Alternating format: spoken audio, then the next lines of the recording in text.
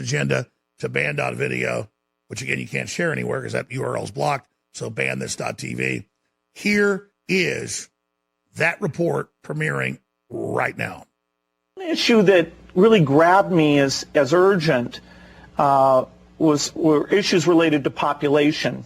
In 1998, Dr. Zabin became the founding director of the Bill and Melinda Gates Institute for Population Control. Dr. Zabin became the founding director of the Bill and Melinda Gates Institute for Population Control. We see a lot of things that are going very well, things like reducing childhood death and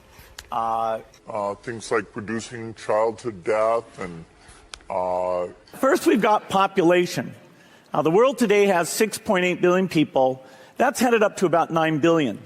Now, if we do a really great job on new vaccines, health care, reproductive health services, we could lower that by perhaps 10 or 15%. Now, if we do a really great job on new vaccines, health care, reproductive health services, we could lower that by perhaps 10 or 15%. The problem is that the population is growing the fastest where people are less able to deal with it. So it's in the very poorest places that you're going to have a tripling in population by 2050. And so their ability to feed, educate, provide jobs, stability, protect the environment in those locations mean they're faced with an almost impossible problem. Here we can see a chart that looks at the total world population over the last several hundred years. And at first glance, this is a bit scary. We go from less than 1 billion in 1800, and then 3, 4, 5, 6, and 7.4 billion where we are today is happening even faster. So Melinda and I wondered whether providing new medicines and keeping children alive, would that create more of a population problem? And what the developing world does not need is more children. And I think that was the biggest aha to Bill and me when we got into this work, is we asked ourselves, of course, the same hard-nosed question you'd ask, which is, if you get into this work and you start to save these children, will women just keep overpopulating the world? And thank goodness the converse is absolutely true. This is a very important question to get right, because it was absolutely key for me. When our foundation first started up, it was focused on reproductive health. That was the main thing we did, because I thought, population growth in poor countries is the biggest problem they face. You've got to help mothers who want to limit family size have the tools and education to do that. And I thought that's the only thing that really counts. Is spending $1 million on that last 3 months of life for that patient, would it be better not to lay off those 10 teachers and to make that trade-off in medical costs? But that's called the death panel. And you're not supposed to have that discussion. But that's called the death panel, and you're not supposed to have that discussion. Behind closed doors on this New York campus, a secret gathering of some of the world's most powerful people. Gates, Buffett, Bloomberg, Winfrey.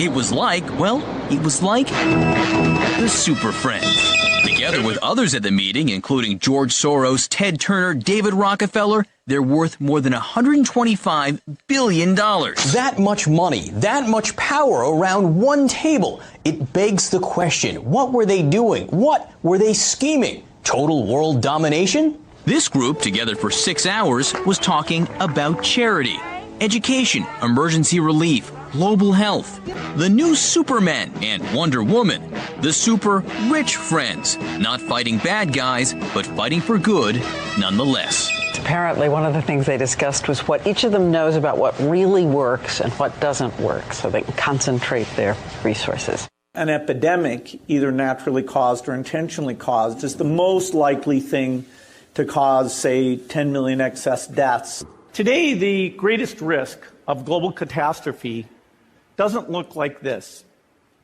Instead, it looks like this. If anything kills over 10 million people in the next few decades, it's most likely to be a highly infectious virus rather than a war. So let's look at each one of these and see how we can get this down to zero. Probably one of these numbers is going to have to get pretty near to zero. That's back from high school algebra. But let's take a look. Probably one of these numbers is going to have to get pretty near to zero. Now, malaria is, of course, transmitted by mosquitoes. I brought some here so you could experience this. We'll let those roam around the auditorium a little bit. There. There's no reason only poor people should have the experience. But did you come to reproductive issues as an intellectual? When I was growing up, my parents were always involved in various volunteer things. My dad was head of Planned Parenthood, and it was very controversial to be involved with that. My dad was head of Planned Parenthood. The ultimate solution, the only thing that really lets us go back completely to normal and feel good about sitting in a stadium with lots of other people, is to create a vaccine and not just take care of our country, but take that vaccine out to the global population. Take that vaccine out to the global population.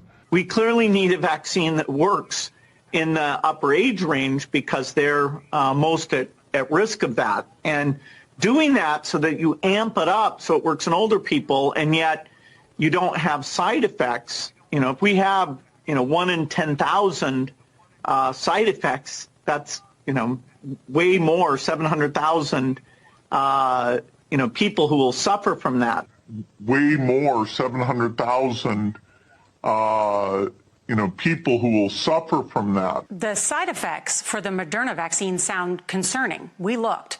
After the second dose, at least 80% of participants experienced a systemic side effect, ranging from severe chills to fevers. So, are these vaccines safe? Well, the FDA, not being pressured, will look hard at that. The FDA is the gold standard of regulators, and their current guidance on this, if they stick with that, is very, very appropriate. And the side effects were not super severe. That is, it didn't cause permanent health problems for the things there. Moderna did have to go with a fairly high dose, and so to get the antibodies.